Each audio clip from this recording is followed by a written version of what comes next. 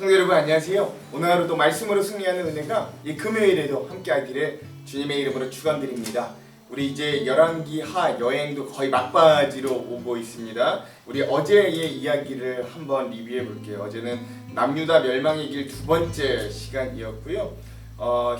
완벽한 승리를 했던 히스기야. 그래서 병에 걸렸지만 또 간절한 기도를 통해 하나님께 15년이라는 시간을 더 연장받았지만 그 시간을 또 후토로 썼던, 그리하여 결국 그 아들을 신앙적으로 키우지 못하였던 이런 히스기야의 모습, 또 그의 교만으로 인하여 자기를 찾아온 바벨론 신하들에게 자기의 왕궁의 모든 것들을 다 보여줌으로 결국 그 선지자를 통하여서 이 바벨론으로 이 남유다가 멸망할 것이라는 첫 번째 또 이 멸망의 예언을 받았던 그런 안타까운 장면도 보고요.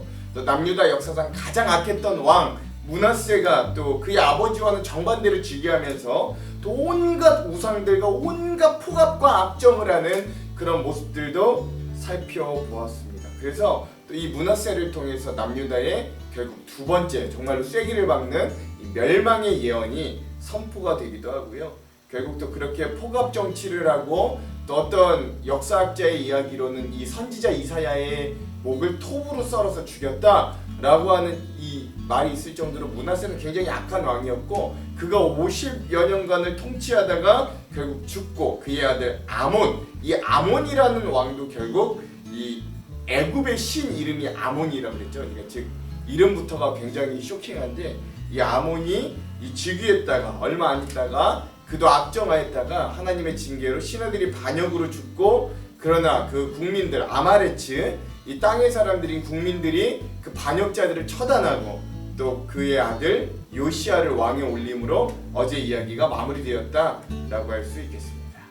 자, 오늘은 이 열왕기하 12번째 시간이고요. 남유다 멸망의 길 세 번째 시간입니다. 이제 오늘하고 이제 다음 시간이면 이 열왕기하도 끝이 나게 됩니다. 분량은요 22장에서 23장까지다라고 할 수 있겠습니다. 자, 제목을 좀 짓다면 남유다의 마지막 등불이 꺼지다라고 할 수 있겠습니다. 즉 오늘은 이 남유다의 거의 마지막 소망, 희망이었던 요시야 왕의 어떤 개혁들, 또 그의 어떤 죽음을 또 볼 수 있겠습니다.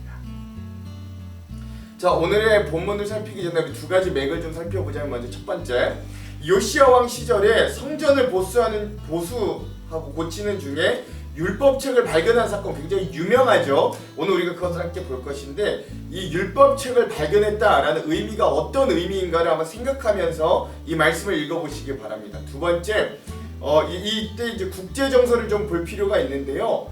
이 얼마 전 히스기야 시대만 해도 아수르가 막 떠오르는 시기였다면, 그 이후로 한 7-80년이 지나고 난 이후에는 이제 아수르 제국이 쇠퇴하고 그 아수르 제국에서 지배를 받던 바벨론이 신바벨론이라는 나라가 되어서 다시 이제 이 중동 지역의 패권을 장악하는 그러한 시대에 있었고요. 또 이 아수르가 힘을 잃다 보니까 북아프리카에 있는 애굽이 또 힘을 얻어서 다시 위로 북진하는, 그러니까 위로는 바벨론 제국이 흥왕하고 있고 또 아래로는 애굽 제국이 또 올라오고 있는 그런 아주 굉장히 격동의 시기였다라는 것. 이런 모든 관계들, 국제 관계 속에서 갈 길을 잃은 남유다의 어떤 풍전등화의 상황도 한번 기억하시면서 이 말씀을 읽어보시기 바랍니다.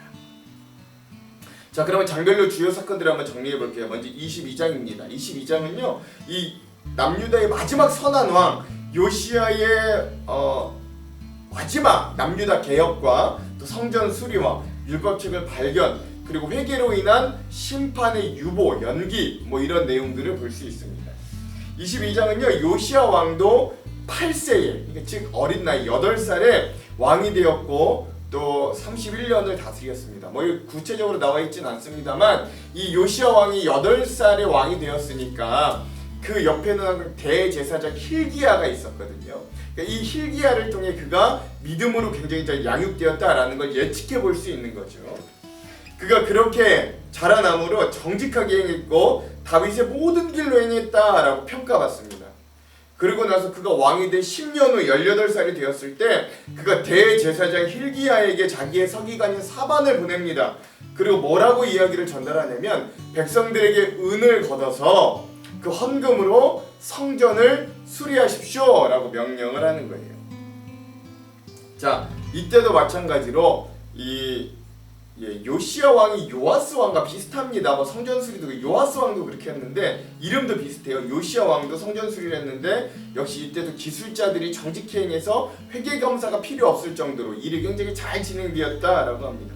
근데 중요한 건 이런 요시야 왕이 성전 수리를 하는 도중에 그 성전의 어딘가에서 율법책이 발견되었다라는 겁니다. 그러니까 이건 뭘 이야기하냐면 그동안까지 이 남유다에 특별히 그의 아버지 가장 악했던 왕 므낫세의 시절 50년이 넘는 기간 동안 하나님의 율법책이 어디에 있는지 아무도 신경 쓰지 않았던 그런 암흑의 시대였다라는 걸 반증해 주기도 하는 거예요. 이 모든 상황을 이제 사반이 왕에게 보고하고요. 그 사반이 율법책을 이 요시야 왕 앞에서 읽습니다. 그래 그 율법책에 그 말씀의 내용을 들은 요시야가 자기의 옷을 찢어요. 그리고 뭐라고 하냐면 우리가 이런 하나님의 율법을 몰라서 우리가 하나님의 율법에 반대로 행해서 하나님의 진노가 컸구나 라는 걸 깨닫게 됩니다.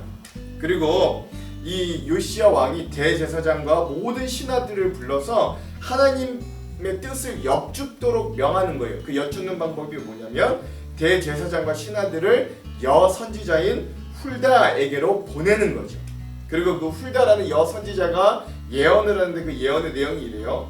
하나님의 멸망이 결국 꺼지지 않고 이 남유대에 임할 것은 확실합니다. 그러니까 이 멸망을 피할 수는 없습니다. 그러나 이 왕께서 자복하고 회개하였고 거국적으로 하나님의 마음을 다시금 부드럽게 하였으니 하나님께서 이 요시야 왕의 시대에는 멸망이 임하지 않도록 멸망을 유보합니다 라고는 예언을 하게 되므로 이 22장이 마무리가 되는 겁니다. 그러니까 이제는 아무리 개혁을 해도 하나님의 뜻은 남유다마저도 멸망시키겠다라는 건 확실하다라는 거예요.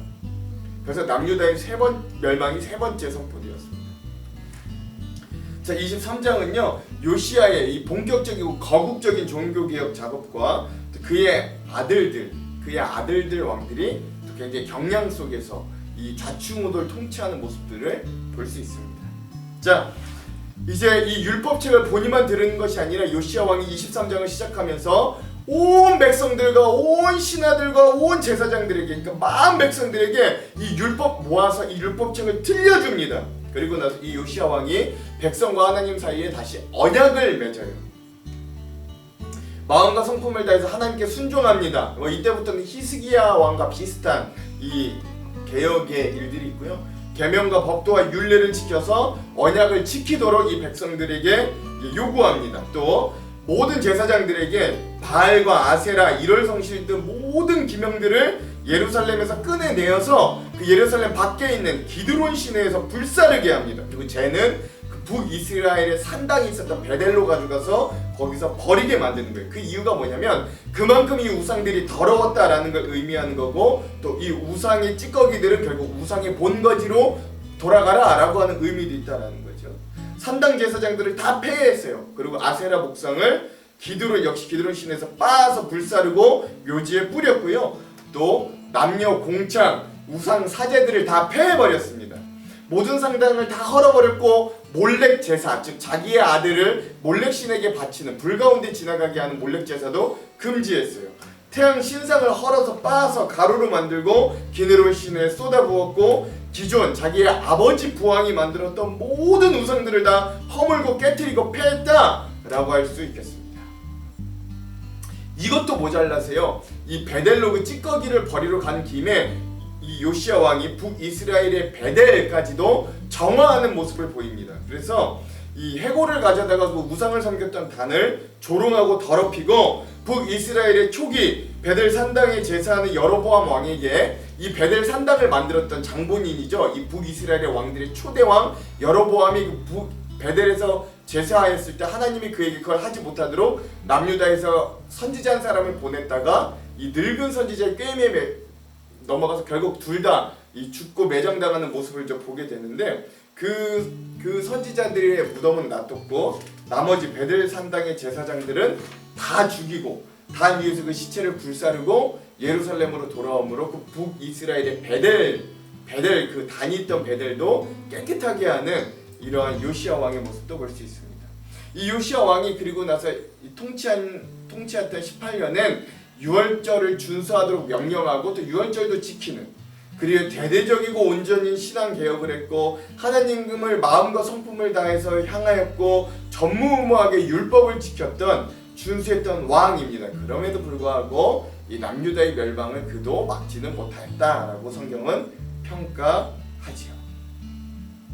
자, 이제 카메라를 국제정서로 한번 가봅시다. 앞에서도 말씀드렸듯이 이때는 한창 신바벨론이 막 떠오르던 시기였고 아수르가 급격하게 쇠퇴했습니다. 북이스라엘을 멸망시켰던 아수르가 급격하게 쇠퇴하는 시기였어요. 그러다 보니까 이 쇠퇴하는 아수르 왕과 이 동맹을 맺으려고 이 북아프리카의 강자 애굽 왕이 성경에서는 치러 간다라고 표현되어 있는데 그게 잘못된 번역이고요. 원래는 이 쇠퇴하는 아수르 왕과 이 애굽 왕이 손잡고 바벨론을 다시 대항하려고 가려던 참에 요시야가 그 애굽 왕 바로 느고의 길을 막습니다. 그리고 전쟁을 하는 거예요. 원래 이거 하나님이 하지 말라 그랬는데 여기는 안 나왔는데 역대기엔 나오거든요. 하나님이 이거 하지 말라고 했는데 요시야 왕이 결국 불순종하고 무깃도라는 곳에 가서 애굽 왕 바로 느고와 전쟁을 했는데 결국 여기서 요시야 왕이 죽게 됩니다. 요시야 왕이 전쟁에서 죽었지만 또 이 남유다 백성들의 특징 아말렉치들이 있죠. 이 아말렉치들은 반역이나 이런 것들을 용납하지 않고요. 그의 아들 요시야 왕의 아들 여호아하스를 다시 남유다의 왕으로 세웁니다. 이 요시야 왕 이후로는요, 여러분 이제 이 남유다가 격동 가운데 빠져 있다라고 보시면 됩니다. 애굽에 치이고 바벨론에 치이고 막 이래요. 그래서 이 여호아하스가 자기의 아버지 요시야를 이어 23세에 3달간 통치를 하였는데, 여러분 이 무깃도 전투에서 결국 이 남유다가 진 거거든요.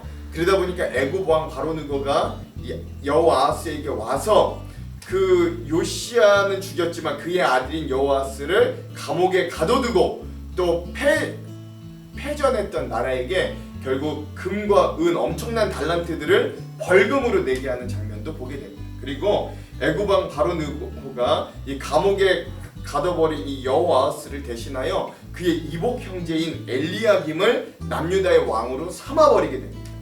그리고 이름도 엘리야김에서 여호와김으로 바꿔버리게 되죠.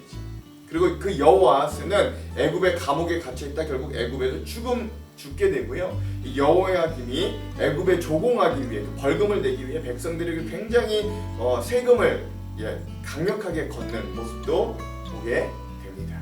이 여호야김이 25세 즉위하여 11년 동안 남유다를 치리하였고요. 굉장히 악정하였다라고 하면서 결국 오늘의 말씀 23장이 마무리됩니다. 이 이후로는요, 이제 남유다도 굉장히 멸망의 길로 급속도로 추락한다라는 걸 아시면 되겠습니다. 자, 오늘의 본문 22장과 23장의 핵심 요절들을 한번 살펴보겠습니다. 먼저 22장의 요절은요 11절에서 13절입니다. 제가 한번 읽어볼게요.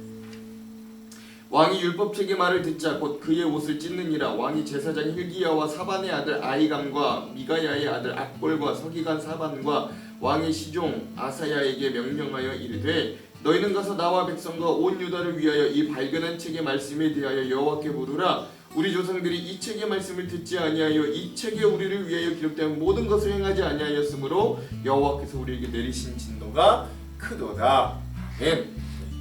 성전 수리 작업 중에 발견한 율법책의 말씀 내용을 듣고 이 요시야 왕이 하나님의 진노의 원인을 알게 되는 것으로 이 22장의 요절을 삼았습니다. 23장, 오늘의 마지막 23장의 요절은 25절에서 27절입니다. 제가 한번 읽어볼게요.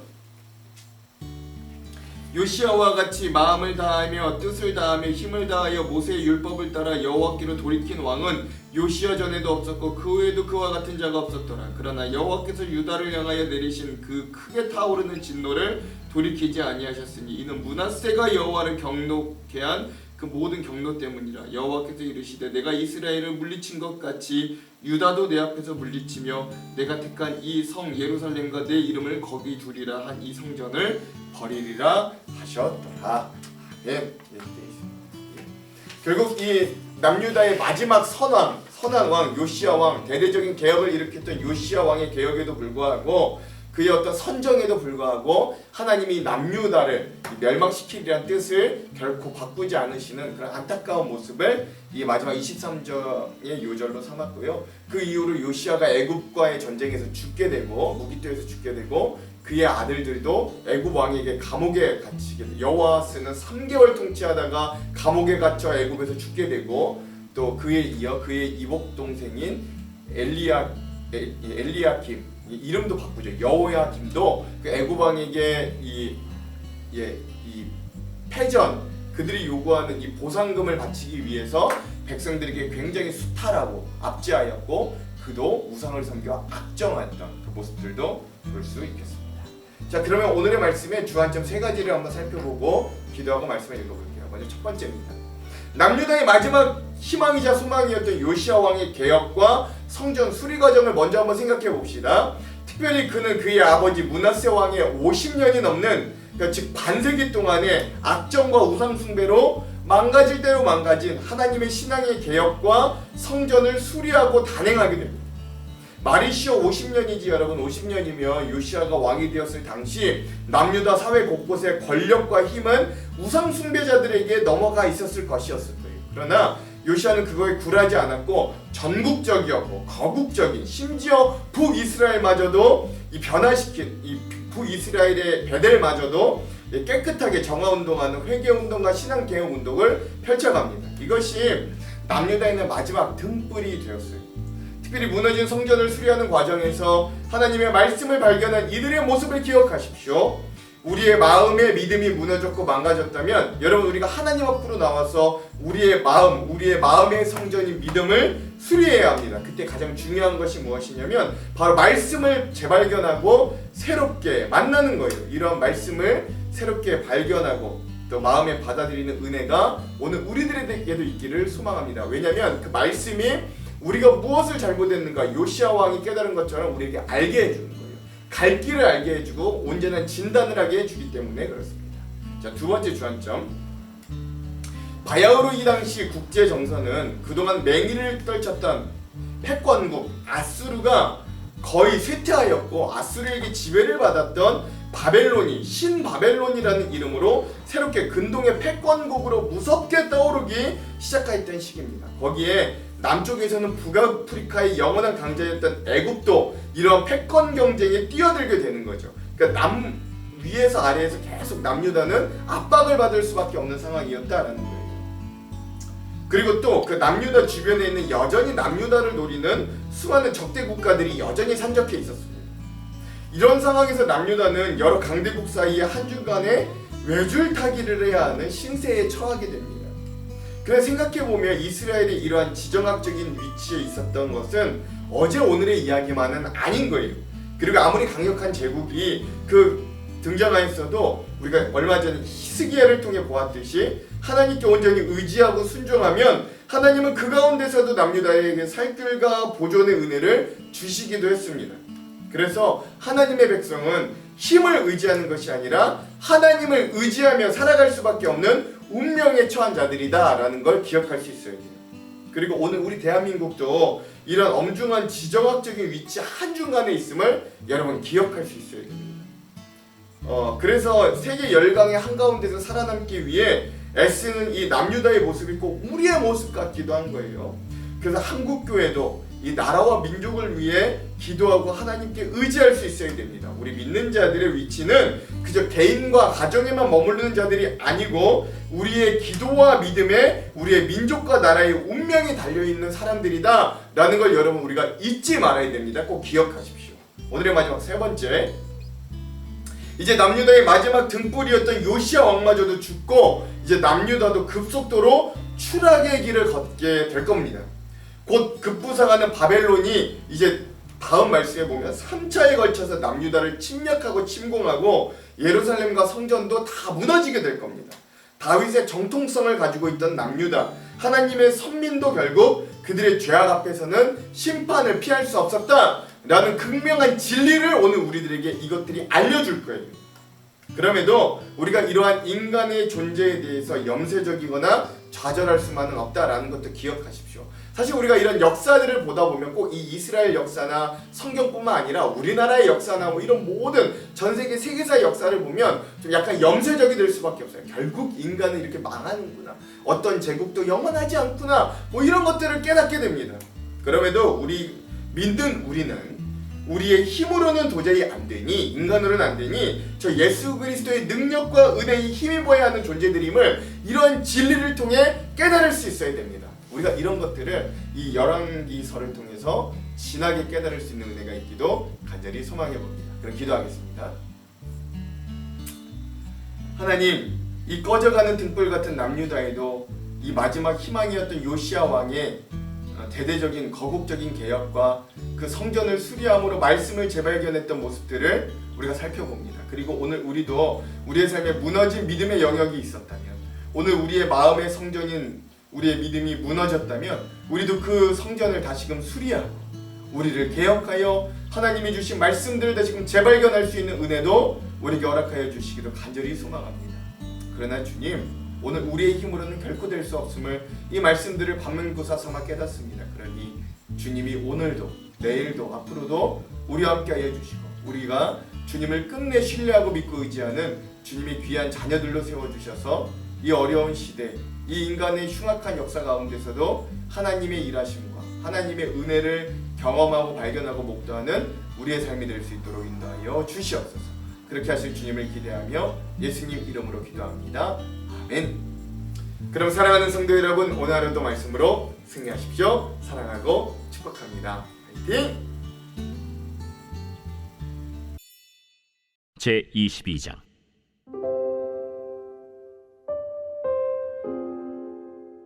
요시야가 왕위에 오를 때 나이가 8세라. 예루살렘에서 31년간 다스리니라. 그의 어머니의 이름은 여디다요 보스갓 아다야의 딸이더라. 요시야가 여호와 보시기에 정직히 행하여 그의 조상 다윗의 모든 길로 행하고 좌우로 치우치지 아니하였더라. 요시야 왕 18째 해에 왕이 무술람의 손자 아살리야의 아들 서기관 사반을 여호와의 성전에 보내며 이르되, 너는 대제사장 힐기야에게 올라가서 백성이 여호와의 성전에 드린 은, 곧 문지킨 자가 수납한 은을 계산하여 여호와의 성전을 맡은 감독자의 손에 넘겨 그들이 여호와의 성전에 있는 작업자에게 주어 성전에 부서진 것을 수리하게 하되, 곧 목수와 건축자와 미장이에게 주게 하고 또 제목과 다듬은 돌을 사서 그 성전을 수리하게 하라. 그러나 그들의 손에 맡긴 은을 회개하지 말지니 이는 그들이 진실하게 행함이니라. 대제사장 힐기야가 서기관 사반에게 이르되, 내가 여호와의 성전에서 율법책을 발견하였노라. 힐기야가 그 책을 사반에게 주니 사반이 읽으니라. 서기관 사반이 왕에게 돌아가서 보고하여 이르되, 왕의 신복들이 성전에서 찾아낸 돈을 쏟아 여호와의 성전을 맡은 감독자의 손에 맡겼나이다. 또 서기관 사반이 왕에게 말하여 이르되, 제사장 힐기야가 내게 책을 주더이다 하고 사반이 왕의 앞에서 읽음에 왕이 율법책의 말을 듣자 곧 그의 옷을 찢으니라. 왕이 제사장 힐기야와 사반의 아들 아히감과 미가야의 아들 악볼과 서기관 사반과 왕의 시종 아사야에게 명령하여 이르되, 너희는 가서 나와 백성과 온 유다를 위하여 이 발견한 책의 말씀에 대하여 여호와께 물으라. 우리 조상들이 이 책의 말씀을 듣지 아니하며 이 책에 우리를 위하여 기록된 모든 것을 행하지 아니하였으므로 여호와께서 우리에게 내리신 진노가 크도다. 이에 제사장 힐기야와 또 아히감과 악볼과 사반과 아사야가 여선지 훌다에게로 나아가니 그는 할하스의 손자 디과의 아들로서 예복을 주관하는 살룸의 아내라. 예루살렘 둘째 구역에 거주하였더라. 그들이 그와 더불어 말하매 훌다가 그들에게 이르되, 이스라엘 하나님 여호와의 말씀이 너희는 너희를 내게 보낸 사람에게 말하기를 여호와의 말씀이 내가 이곳과 그 주민에게 재앙을 내리되 곧 유다 왕이 읽은 책의 모든 말대로 하리니 이는 이 백성이 나를 버리고 다른 신에게 분향하며 그들의 손의 모든 행위로 나를 경노하게 하였습니다. 그러므로 내가 이곳을 향하여 내린 진노가 꺼지지 아니하리라 하라 하셨느니라. 너희를 보내 여호와께 묻게 한 유다 왕에게는 너희가 이렇게 말하라. 이스라엘의 하나님 여호와가 이같이 말씀하셨느니라. 네가 들은 말들에 대하여는 내가 이곳과 그 주민에게 대하여 빈터가 되고 저주가 되리라 한 말을 네가 듣고 마음이 부드러워져서 여호와 앞 곧 내 앞에서 겸비하여 옷을 찢고 통곡하였으므로 나도 네 말을 들었노라. 여호와가 말하였느니라. 그러므로 보라, 내가 너로 너의 조상들에게 돌아가서 평안히 묘실로 들어가게 하리니 내가 이곳에 내리는 모든 재앙을 네 눈이 보지 못하리라 하셨느니라. 하니 사자들이 왕에게 보고하니라. 제23장. 왕이 보내 유다와 예루살렘의 모든 장로를 자기에게로 모으고 이에 왕이 여호와의 성전에 올라가매 유다 모든 사람과 예루살렘 주민과 제사장들과 선지자들과 모든 백성이 노소를 막론하고 다 왕과 함께 한지라. 왕이 여호와의 성전 안에서 발견한 언약책의 모든 말씀을 읽어 무리의 귀에 들리고 왕이 단 위에 서서 여호와 앞에서 언약을 세우되 마음을 다하고 뜻을 다하여 여호와께 순종하고 그의 계명과 법도와 율례를 지켜 이 책에 기록된 이 언약의 말씀을 이루게 하리라 하매 백성이 다 그 언약을 따르기로 하니라. 왕이 대제사장 hil기야와 모든 부제사장들과 문을 지킨 자들에게 명령하여 바알과 아세라와 하늘의 1월 성신을 위하여 만든 모든 그릇들을 여호와의 성전에서 내다가 예루살렘 바깥 기드론 밭에서 불사르고 그것들의 재를 베델로 가져가게 하고 옛적에 유다 왕들이 세워서 유다 모든 성읍과 예루살렘 주위의 산당들에서 분향하며 우상을 섬기게 한 제사장들을 폐하며 또 바알과 해와 달과 별대와 하늘의 모든 별에게 분향하는 자들을 폐하고 또 여호와의 성전에서 아세라 상을 내다가 예루살렘 바깥 기드론 시내로 가져다 거기에서 불사르고 빻아서 가루를 만들어 그 가루를 평민의 묘지에 뿌리고 또 여호와의 성전 가운데 남창의 집을 헐었으니 그곳은 여인이 아세라를 위하여 휘장을 짜는 처소였더라. 또 유다 각 성읍에서 모든 제사장을 불러오고 또 제사장이 분향하던 산당을 게바에서부터 브엘세바까지 더럽게 하고 또 성문의 산당들을 헐어버렸으니 이 산당들은 그 성읍의 지도자 여호수아의 대문 어귀 곧 성문 왼쪽에 있었더라. 산당들의 제사장들은 예루살렘 여호와의 제단에 올라가지 못하고 다만 그의 형제 중에서 무교병을 먹을 뿐이었더라.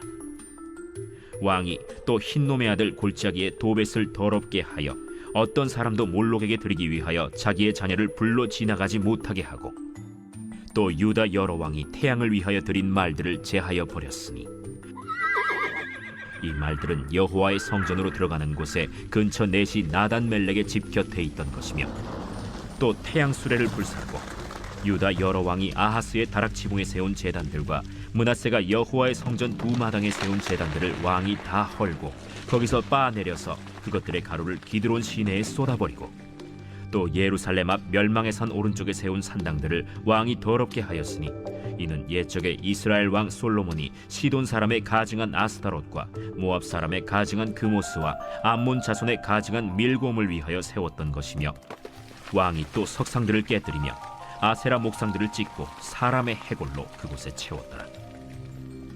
또한 이스라엘에게 범죄하게 한 느바세 아들 여로보암이 베델에 세운 제단과 산당을 왕이 헐고 또 그 산당을 불사르고 빻아서 가루를 만들며 또 아세라 목상을 불살랐더라. 요시야가 몸을 돌이켜 산에 있는 무덤들을 보고 보내어 그 무덤에서 해골을 가져다가 제단 위에서 불살라 그 제단을 더럽게 하니라. 이 일을 하나님의 사람이 전하였더니 그 전한 여호와의 말씀대로 되었더라. 요시야가 이르되 내게 보이는 저것은 무슨 비석이냐?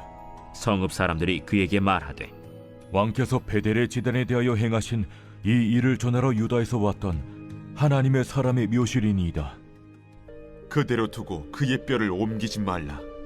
하매 무리가 그의 뼈와 사마리아에서 온 선지자의 뼈는 그대로 두었더라. 전에 이스라엘 여러 왕이 사마리아 각 성읍에 지어서 여호와를 경노하게 한 산당을 요시야가 다 제거하되 베델에서 행한 모든 일대로 행하고 또 거기 있는 산당의 제사장들을 다 제단 위에서 죽이고 사람의 해골을 제단 위에서 불사르고 예루살렘으로 돌아왔더라. 왕이 뭇 백성에게 명령하여 이르되 이 언약책에 기록된 대로 너희의 하나님 여호와를 위하여 유월절을 지키라. 사사가 이스라엘을 다스리던 시대부터 이스라엘 여러 왕의 시대와 유다 여러 왕의 시대에 이렇게 유월절을 지킨 일이 없었더니 요시야 왕 18째 해에 예루살렘에서 여호와 앞에 이 유월절을 지켰더라. 요시야가 또 유다 땅과 예루살렘에 보이는 신접한 자와 점쟁이와 드라빔과 우상과 모든 가증한 것을 다 제거하였으니 이는 대제사장 hil기야가 여호와의 성전에서 발견한 책에 기록된 율법의 말씀을 이루려 함이라. 요시야와 같이 마음을 다하며 뜻을 다하며 힘을 다하여 모세의 모든 율법을 따라 여호와께로 돌이킨 왕은 요시야 전에도 없었고 후에도 그와 같은 자가 없었더라. 그러나 여호와께서 유다를 향하여 내리신 그 크게 타오르는 진노를 돌이키지 아니하셨으니 이는 므낫세가 여호와를 경노하게 한 그 모든 경노 때문이라. 여호와께서 이르시되 내가 이스라엘을 물리친 것 같이 유다도 내 앞에서 물리치며 내가 택한 이 성 예루살렘과 내 이름을 거기에 두리라 한 이 성전을 버리리라. 요시야의 남은 사적과 행한 모든 일은 유다 왕 역대지략에 기록되지 아니하였느냐. 요시야 당시에 애굽의 왕 바로 느고가 아수르 왕을 치고자 하여 유브라데 강으로 올라가므로 요시야 왕이 맞서 나갔더니 애굽 왕이 요시야를 무깃도에서 만났을 때에 죽인지라. 신복들이 그의 시체를 병거에 싣고 무깃도에서 예루살렘으로 돌아와 그의 무덤에 장사하니 백성들이 요시야의 아들 여호아하스를 데려다가 그에게 기름을 붓고 그의 아버지를 대신하여 왕으로 삼았더라. 여호아하스가 왕이 될 때 나이가 23세라. 예루살렘에서 석 달간 다스리니라. 그의 어머니의 이름은 하무달이라. 림나 예레미야의 딸이더라. 여호아하스가 그의 조상들의 모든 행위대로 여호와 보시기에 악을 행하였더니 바로 느고가 그를 하마 땅 림나에 가두어 예루살렘에서 왕이 되지 못하게 하고 또 그 나라로 은 100달란트와 금 1달란트를 벌금으로 내게 하고 바로 느고가 요시야의 아들 엘리야김을 그의 아버지 요시야를 대신하여 왕으로 삼고 그의 이름을 고쳐 여호야김이라 하고 여호아하스는 애굽으로 잡아갔더니 그가 거기서 죽으니라. 여호야김이 은과 금을 바로에게 주니라. 그가 바로 느고의 명령대로 그에게 그 돈을 주기 위하여 나라에 부과하되 백성들 각 사람의 힘대로 액수를 정하고 은금을 징수하였더라. 여호야김이 왕이 될 때 나이가 25세라. 예루살렘에서 11년간 다스리니라. 그의 어머니의 이름은 스비다라. 루마 부다야의 딸이더라. 여호야김이 그의 조상들이 행한 모든 일을 따라서 여호와 보시기에 악을 행하였더라.